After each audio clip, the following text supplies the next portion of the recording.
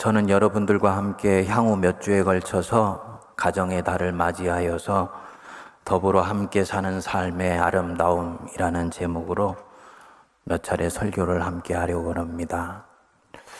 함께 모여서 어떻게 가정을 이루게 되고 어떻게 교회라는 공동체를 이루어 가야 되는 것인지, 또 이것이 왜 소중하며 어떻게 가능하신 것인지 말씀을 좀 나누려고 합니다.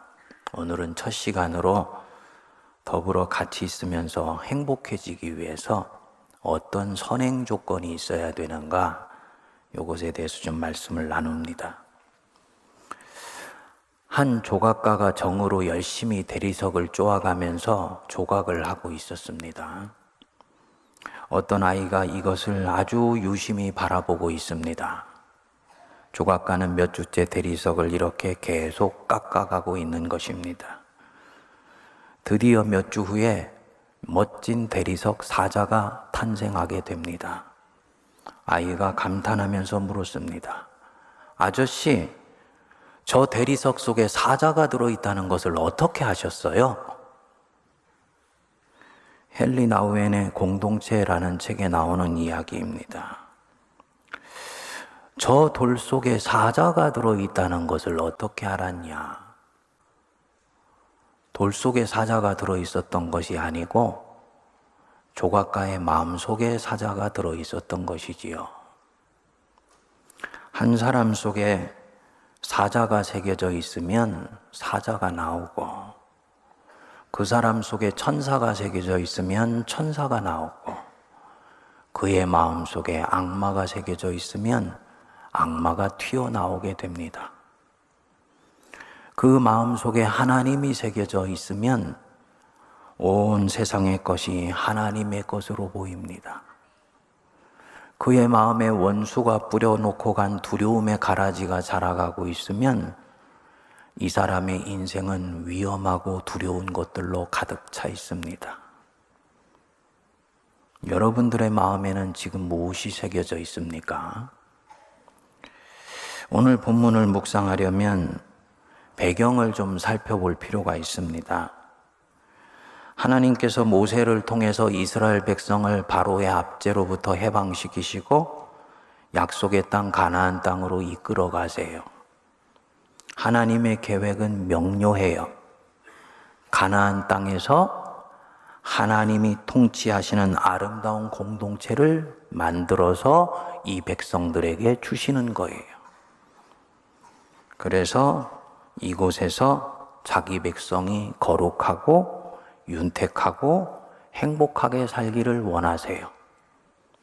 그런데 하나님이 이 애굽의 압제에서 해방된 자기 백성을 가나안 땅으로 바로 이끌어 들이시질 않으시고 어디를 거쳐가게 하십니까?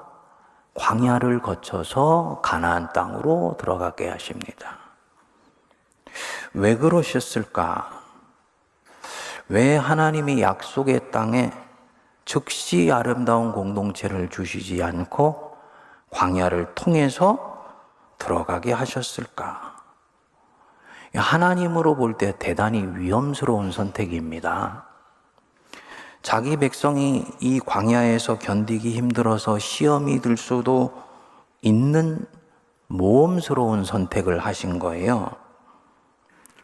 실제로 이 광야로 들어간 1세대는 오늘 본문에 나오는 이 모세와 갈렙과 여호수를 제외하고는 전부가 다 광야에서 쓰러져 인생을 마무리했어요. 자기 백성이 이 광야를 견디지 못해서 영적인 행로에서 탈선할 수도 있다는 거, 우리 하나님이 모르실 리가 없지요. 그런데도 하나님은 이렇게 하셨습니다. 왜냐? 이 광야가 약속의 땅에 들어가는 선결 조건이기 때문이에요. 이 광야에서 어떤 것을 해결해야 비로소 약속의 땅 가나안 땅에 들어가서 온전한 공동체를 이루고 행복하게 살 수 있다고 보신 것입니다. 그러니까 광야를 지나는 것은 아름다운 공동체를 이루는데 선행 조건이라는 얘기지요. 만일 이 광야가 약속의 땅을 위해서 굳이 필요 없다면 하나님 자신이 이런 모험을 감행하시지 않았을 것입니다. 하나님은 내가 내 인생을 사랑하는 것보다도 더 나를 사랑하시는 하나님이세요. 그분은 절대로 자기 백성에게 불필요한 고난과 고통을 주시지 아니하세요. 그런 하나님이 왜 굳이 자기 백성을 이 험한 광야로 먼저 밀어넣으셨을까요? 광야야말로 사람이 하나님을 새겨넣기에 가장 적확한 장소이기 때문입니다. 서도의 마음에 무엇을 새겨넣었느냐가 무엇이 나오느냐를 정한다 그랬지요. 마음에 하나님이 새겨지면 이 사람에게서는 하나님의 것이 흘러나와요. 그래서 이 사람의 존재의 영향력으로 세상에 하나님의 것이 흘러나가게 됩니다. 그러니까 이 광야는 조각가가 조각을 하는 것처럼 하나님 자신이 자기 백성의 가슴 속에 하나님을 새겨놓기에 가장 탁월한 곳입니다. 그리고 이 광야에서 하나님 새겨넣는 작업이 되어야 비로소 그 사람은 약속의 땅에 들어가서 하나님의 통치에 순응하면서 하나님의 나라를 아름답게 빚어갈 수가 있는 것입니다. 질문이 나오지요. 왜 광야여야지 하나님이 새겨지는가? 평상시에 평온하게 살 때는 잘 안 되는가? 평상시에 평온하게 살 때는 잘 안 돼요. 광야여야지 새겨지는 하나님의 형상이 있어요. 광야는 외롭고 쓸쓸한 자리입니다. 내가 여태까지 누려왔던 것들이 강제로 박탈당하는 자리예요. 저도 미국에 있을 때 한 차례 아주 혹독한 광야를 경험했던 적이 있는데,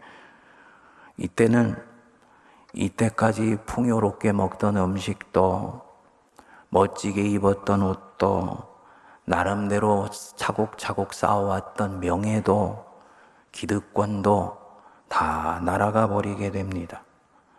그저 바람과 돌과 모래 언덕뿐인 그런 무미건조한 세월이 계속돼요. 정말 의미 없는 시간의 연속처럼 느껴지게 됩니다. 그리고 나는 여기서 철저히 외롭고 쓸쓸합니다. 여태까지 함께 왔던 사람들이 이 광야에는 같이 오려고 하지 않는 거예요.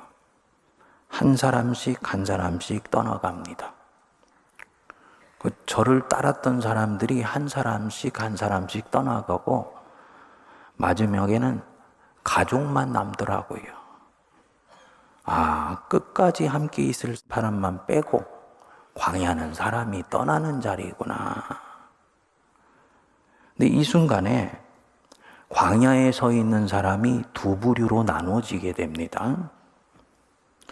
첫 번째가 외로움과 쓸쓸함을 견디지 못하고 쓰러져 버리는 사람이 있어요. 또 다른 한쪽에 이 순간에 눈을 떠서 영원한 것을 만나는 사람들이 있습니다. 성경은 택한 사람들이라고 말하는 사람들이. 전자의 사람들은 외로움을 감당하지 못해요. 의미 없어 보이는 시간들을 견디지를 못합니다. 원망과 불평으로 세월을 보냅니다. 그리고 그의 인생은 서서히 침식되어 버립니다. 광야에 나왔던 이 이스라엘 1세대들이 이렇게 광야를 지났지요. 결국 그들은 이 광야에서 인생을 마무리하게 돼요. 반대로 이 광야의 외로움 속에서 이때까지 찾지 않았던 하나님을 찾아내는 사람들이 있어요. 참 희한합니다. 이렇게 다 인생이 바람에 날아가 버리고 나를 쫓던 사람들도 떠나가 버리고 내 손에는 이제 아무것도 남은 것이 없구나 할 때 하나님이 내 앞에 딱 나타나시는 거예요. 근데 사실은 하나님이 지금 나타나신 것이 아니에요. 이전부터 내게 찾아오셔서 내게 나타나셨었어요. 그런데 내가 그때는 화려해 보이고 내 눈에 보기 좋은 것들에 마음이 빼앗겨서 이 보이지 아니하시지만 살아계신 영이신 하나님을 못 보았던 거예요. 그래서 우리 성도님들에게 광야는 꼭 필요합니다. 이전에도 말씀하셨어요. 그런데 내가 다른 소리에 점령되어서 이 음성을 듣지를 못했던 거예요. 그러니까 하나님이 어떤 사람을 진심으로 택하셔서 사랑하시면 이 사람은 광야로 밀려 들어갈 수밖에 없는 거예요. 자기 편에서는 떠밀려온 것 같고 수동적으로 그냥 파도에 휩쓸려 온 것 같지만 하나님이 그 사람을 그리로 슬며시 밀어넣으신 것입니다. 여기서는 이 사람의 시선을 잡아당기는 것이 없습니다. 이 사람의 귀를 점령할 수 있는 다른 것이 없어요. 오직 바람과 모래와 나 한 사람밖에 없습니다.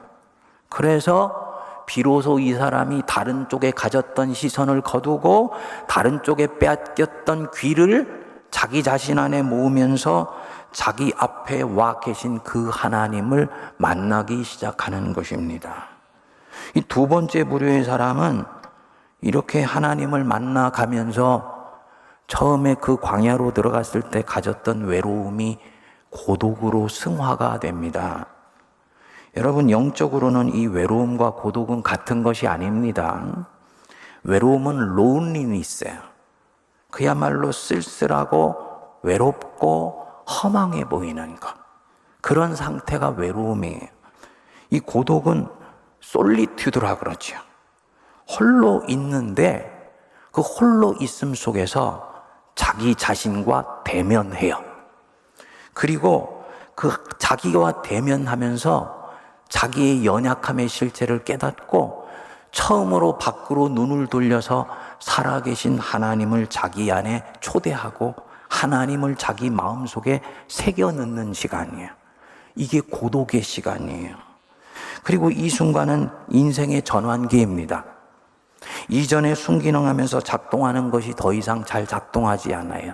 내가 사람들 만났던 방식, 내가 가지고 있던 인생의 꿈들, 그리고 나의 성향, 나의 기질, 내 습관이 전혀 잘 작동하지 않는다는 것을 알아차립니다. 대부분의 사람들은 잘 모르는데 이 두 번째 부류의 사람들은 이것을 알아차리고 화들짝 깨어나요. 인생의 패러다임이 지금 바뀌었구나. 내가 새로운 삶의 전환기로 접어들어가고 있구나. 살아계신 하나님이 나를 새로운 삶의 시간으로 이끌어 가시고 있구나. 당연히 이전과는 다르게 살기 시작합니다. 이전과는 다른 방식으로 사물을 보기 시작합니다.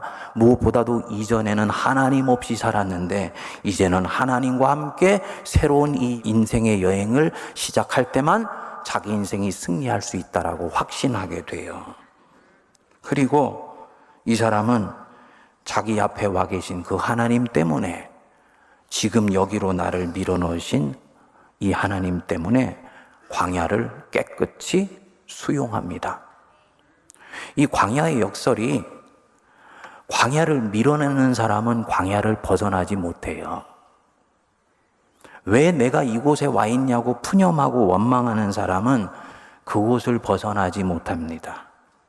이 갈렙과 여호수아나 모세처럼 광야를 수용하고 인정하고 심지어 시간이 지나면서 고독 속에서 이 광야를 인조이할 수 있는, 즐길 수 있는 사람이 결국은 광야를 벗어나게 되는 거예요. 여기서 하나님을 만나고 교제하고요, 하나님의 사랑이 어떻게 자기를 여기까지 이끌어 왔는지를 깨달으면서 감격하게 되지요. 어저께 제가 홀로 말씀을 묵상하는 시간이 되었는데, 이 말씀을 묵상하면서 그 미국에 있을 때 제 광야의 시간들이 섬광처럼 스쳐 지나가더라고요. 그러면서 곧 그때 하나님이 저에게 주셨던 그 놀라운 은혜의 기억들이 막 물밀처럼 밀려오는데 얼마나 감사하고 감격했는지. 때마침 집에 아무도 없어서요. 통곡하고 울었습니다. 통곡하고. 여러분, 목사가 이렇게 표현한다고 오해하지 마십시오. 엉엉 울었어요. 저는 슬플 때만 엉엉 우는 줄 알았는데 감격하니까 그 엉엉 통곡하면서 우는 눈물이 쏟아지는 거예요. 그 하나님의 사랑이 느껴진다는 것이 얼마나 감사한 일입니까? 이 사랑은 내가 직접 경험해야 됩니다. 어떤 분이 저한테 그래요. 목사님이 하나님의 사랑 얘기하는데 그거 좀 제가 느끼면은 좋겠어요. 그러는 거예요. 제가 아무리 성경을 통해서 잘 풀어서 설명을 해드려도 하나님의 사랑은 제가 느낀 것의 100분의 1, 1000분의 1도 전달이 안 돼요. 왜냐하면 이 사랑은 누가 전해준다고 알 수 있는 것이 아니에요. 어저께 초고를 탈고를 하고 나서 인왕산을 갔는데 그 인왕산에 아주 아카시아 향기가 아주 너무너무나 진하게 사람의 폐부 속을 흘러 들어오더라고요. 근데 그 꽃향기를 사진으로 찍는다고 누구에게 전달해 줄 수 있습니까? 아니죠. 향기는 그 자리에 가서 직접 맡아야 해요. 사랑도 마찬가지예요. 사랑은 그리스도께서 우리에게 주시는 은혜의 향기예요. 이것은 내가 직접 맡고 경험하고 체험해야 됩니다. 그리고 이 사람은 이 광야에 가서 이것을 알게 되면 이 사람은 이제 이 사랑이 자기의 인생을 이끌어가기 시작한다는 것을 강철같이 확신하게 됩니다. 마음에 하나님이 이미 새겨진 것이지요. 하나님의 사랑이 이 사람 심령 속에 새로운 씨앗으로 자리를 잡은 거예요. 그리고 이 사람이 되었을 때 비로소 이 사람이 약속의 땅에 들어가서 공동체를 빚어내고 공동체를 누리고 살 수 있는 사람이 될 수 있습니다. 오늘 본문에 보면 이 두 종류의 사람이 확연하게 갈라지지요. 광야 40일을 지나서 드디어 광야의 끝인 바란 광야에 이르렀습니다. 하나님이 이스라엘 12지파 중에서 12명의 정탐꾼을 뽑아서 가나안 땅에 미리 정탐하게 했어요. 희한하게도 같은 장소에 가서 같은 상황을 같은 시간에 보고 왔는데 이 12명의 정탐꾼의 보고가 너무너무 다른 거예요. 10명의 정탐꾼은 말합니다. 그 앞장에 민수기 13장 27절 28절 보시면 당신이 우리를 보낸 땅에 간즉 과연 그 땅에 젖과 꿀이 흐른다. 정말 말한 대로 좋은 땅이다. 그 얘기지요. 그런데 28절 보십시오. 그러나 그 땅 거주민은 강하고 성읍은 견고하고 심이 크다. 33절에 보면요. 우리는 스스로 보기에도 메뚜기 같았다. 그 땅 거주민은 워낙 크고 장대하고 그 성들은 견고해서 우리는 그 땅에 들어가 싸워 이기기가 불가능하다. 라고 보고를 한 것입니다. 나머지 2명 갈렙과 여호수아는 전혀 달리 봅니다. 13장 30절 보시면 우리가 곧 올라가서 그 땅을 취하자 능히 이기리라.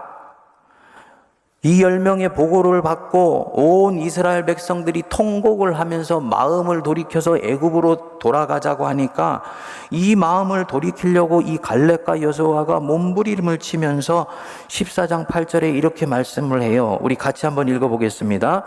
여호와께서 우리를 기뻐하시면 우리를 그 땅으로 인도하여 들이시고 그 땅을 우리에게 주시리라. 이는 과연 젖과 꿀이 흐르는 땅이니라. 보십시오. 한쪽은 같은 사물을 보았는데 하나님이 그 땅 우리에게 주실 땅이니까 두려워하지 말고 들어가서 정복하자 하고 말을 하는 거예요. 근데 다른 한쪽은 그 땅 사람들은 힘이 크고 성은 견고하고 그들에 비교하면 우리는 메뚜기와 같은 존재니까 이 싸움은 해봐도 이미 소용이 없는 싸움이라는 게 판가름 났다. 여러분, 뭐가 이렇게 현상을 보는 관점을 달리 보게 만듭니까? 뭐가 같은 사물을 같은 시간에 같은 사람들이 봤는데 전혀 다르게 보게 만듭니까? 그 마음에 하나님이 새겨져 있느냐 없느냐가 보는 관점을 갈라요. 성도님들의 지금 마음속에 무엇이 새겨져 있나요? 사자가 새겨져 있나요? 하나님이 새겨져 있나요? 아니면 고집스럽게 꺾이지 않는 내 자아가 새겨져 있습니까? 이것이 결국은 사물을 보는 관점이 달라요. 광야를 지날 때도 마찬가지입니다. 이들은 같이 광야를 지나갔어요. 같이 외로워했고 같이 쓸쓸하였습니다. 같이 눈물 젖은 빵을 먹었습니다. 그런데 한 부류는 외로움 속에서 하나님을 만났어요. 그리고 그분의 사랑을 온몸으로 체험하면서 이 외로움을 고독으로 승화시켜냅니다. 반면에 다른 한 부류는 그 외로움 속에서 불평하고 원망하면서 세월을 보냅니다. 이 광야가 하나님을 만날 수 있는 절호의 기회라는 것을 알지를 못하고 자꾸 하나님을 밀어내려고만 하지요. 그래서 결국은 하나님이 옆에 계시지만 그를 만나지도 못하고 하나님의 사랑을 외면해 버린 것입니다. 결국은 이 바람 광야에서 마지막 고비를 넘기질 못하고 여기서 쓰러져 갑니다. 그들은 약속의 땅에 들어가 참된 공동체를 얻지를 못합니다. 뭘 말하는 것이냐? 첫째로 광야는 옥석이 가려지는 곳이다. 어떤 게 옥이고 보석이고 어떤 게 길가에 채이는 돌멩인지 그것은 이 광야에서 가려진다. 광야는 무조건 좋은 곳이 아닙니다. 내 인생에 찾아온 광야가 무조건 영적으로 선한 것이 아니에요. 가끔 사람들 중에 과거에 무지하게 고생하면서 산 분들이 계세요. 그리고 본인이 자수성가한 것을 사람들에게 얘기하는데 이 품이 넓어지고 넉넉해진 것이 아니고 고집으로 똘똘 뭉쳐 있다는 것을 우리가 알게 되는 경우가 있어요. 광야를 지나가면서 자기 에고가 강해진 거예요. 광야는 기회이지 영적으로 반드시 우리에게 좋은 결과를 주는 것만은 아니에요. 이 광야에서 외로움을 경험하느냐, 고독을 경험하느냐, 이 광야에서 살아남을 길만을 찾아가려고 그러냐, 아니면 나를 살게도 하시고 죽이기도 하실 수 있는 하나님을 만나느냐가 관건입니다. 광야에서 외로움을 견디지 못하고 악화되어서 쓰러져 가는 사람들이 부지기수입니다. 그런데 그 중에 몇 사람들이요, 이 광야를 밀어내지 않고 받아들입니다. 왜 내게 이런 광야가 찾아온 거야? 저항하지 않고 하나님이 주신 것이라고 믿고 받아들이고 수용해요. 그리고 홀로 있는 순간에 하나님을 찾아갑니다. 하나님의 사랑을 여기서 배우고 깨치죠. 두 번째로는 홀로 있을 수 있는 자가 비로소 공동체에서도 같이 있을 수 있어요. 홀로 있으면서 고독하게 하나님을 만나본 사람, 하나님을 경험해 본 사람, 이 사람이 더불어서 함께 살아갈 수 있습니다. 홀로 있으면 힘들다. 홀로 있으면 외롭다. 그래서 나는 홀로 있는 것이 싫다. 그래서 홀로 있을 때는 자꾸 뭔가를 하려고 그런다. 근데 하나님을 만나려고 하지는 않는다. 그는 더불어 함께 같이 있을 수 없습니다. 이런 면에서 이 이스라엘은 믿음이 없기 때문에 약속의 땅을 얻지 못한 것도 있지만 광야에서 홀로 하나님을 만나지 못했기 때문에 가나안 땅에 들어가서 공동체를 가질 자격도 그때 상실한 것입니다. 여러분, 이 대목은 현대 사람들에게 많은 것을 시사해 줍니다. 오늘날 사는 사람들이 마음속에 있는 주된 정조가 뭐냐라고 물으면 대부분이 거의 생각도 안 하고 대답한다 그래요. 외로움이라고, 쓸쓸함이라고. 20대는 20대대로, 30, 40대는 30, 40대대로, 50대 인생의 전환기에 오면은 그들대로, 그 다음에 67대 소위 나이가 많아지면 또 외롭고 쓸쓸하다 그래. 그래서 우리는 애정을 주고받을 수 있는 곳을 찾아서 온 세상을 배회하고 방황을 합니다. 내 쓸쓸함과 외로움을 견딜 수 없어서 내 옆에 누군가를 만나서 그것을 달래보려고 그래요. 사람을 만나서 잡담하고 웃고 떠들지요.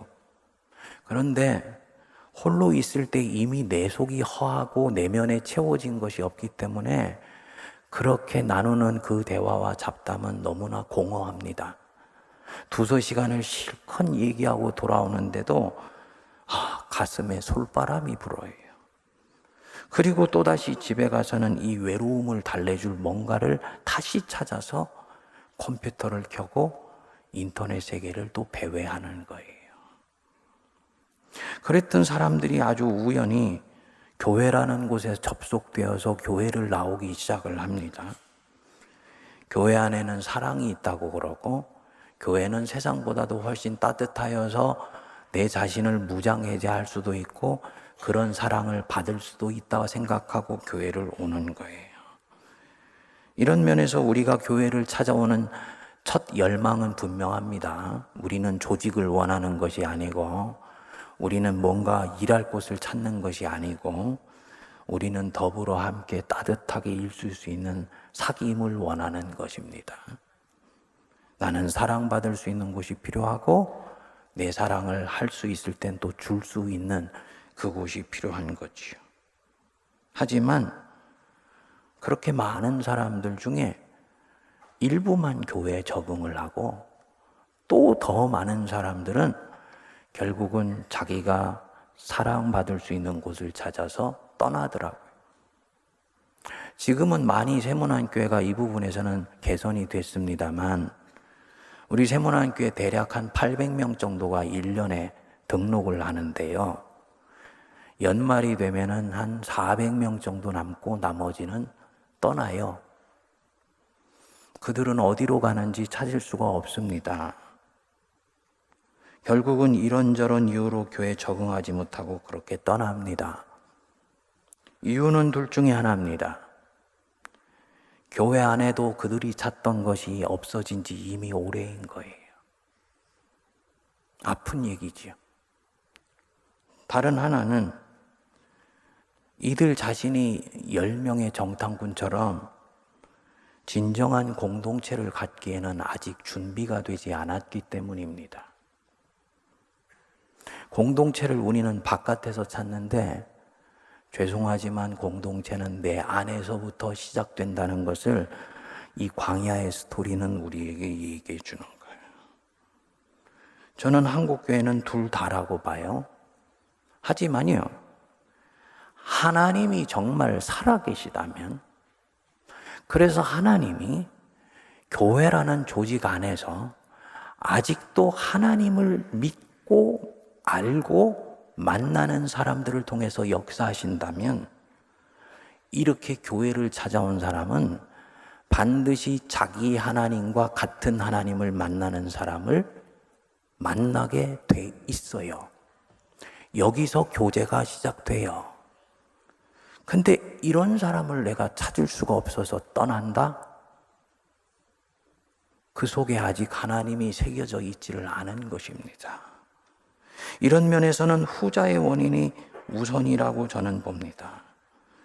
여러분, 내가 애정을 주고 애정을 받는 이런 공동체 따뜻한 곳은 내 앞에 어느 날 선물처럼 쑥 오는 것이 아닙니다. 내가 홀로 있음 속에서 하나님을 만날 수 있을 때 그 사람에게 공동체는 비로소 보여지기 시작하는 것입니다.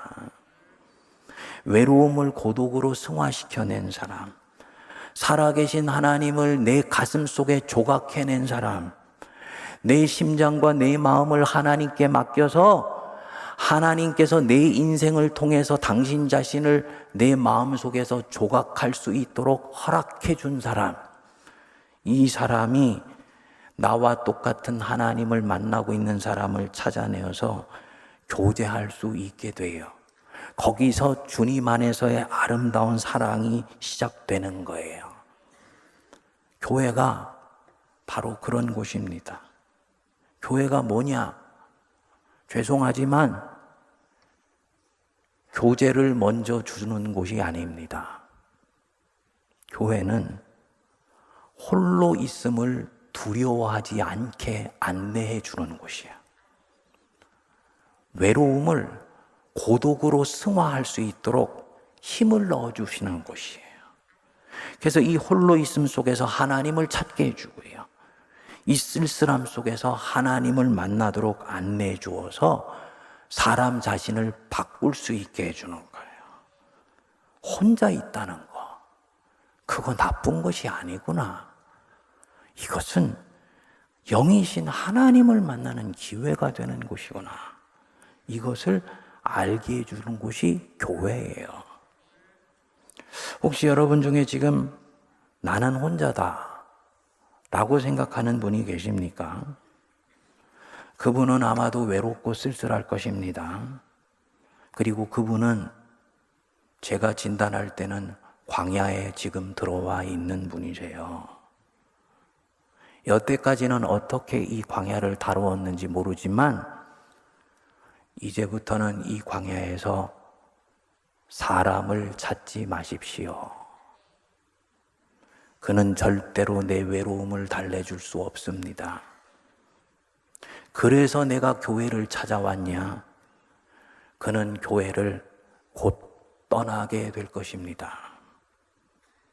교회가 내게 좋은 공동체가 되어줄 수 있는 그런 곳이어도 그 공동체를 볼 수 있는 안목이 아직 새겨져 있지 않기 때문이에요.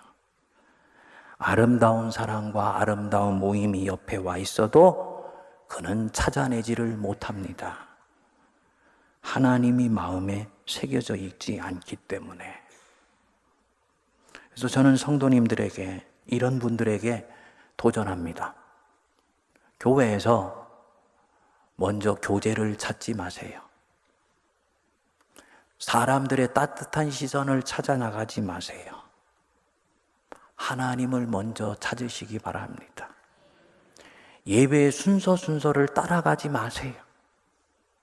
한 순서 한 순서를 따라가는 게 중요한 게 아니고 각 순서에서 역사하시는 하나님의 숨결, 이것을 내가 갖는 게 훨씬 중요합니다. 홀로 있는 시간이다. 독방에 들어가서 지금부터 일주일만 내 옆에 계신 하나님 찾아보십시오.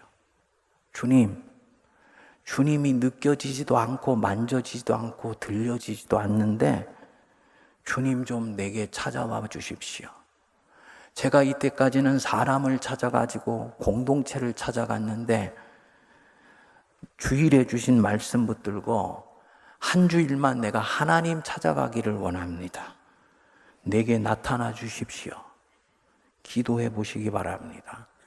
그리고 말씀이 기록된 성경을 읽고 묵상해 보세요. 반드시 하나님 말씀하십니다. 반드시 내 옆에 이미 와 계셨던 그 하나님을 발견하게 됩니다. 이 사람의 영혼은 살아나기 시작하고 이 사람의 영혼은 밝아지기 시작합니다. 그리고 어느 순간부터 홀로 있는 것이 두렵지 않고 즐거운 시간이 돼요. 하나님이 마음에 새겨 넣어졌기 때문입니다. 그리고 이 사람이 이제 비로소 공동체를 가지며 공동체를 연습하며 공동체를 함께 빚어나갈 가나안 땅에 들어간 사람이 된 것입니다. 그 은혜가 각 사람에게 임하게 되기를 주님의 이름으로 축복드립니다.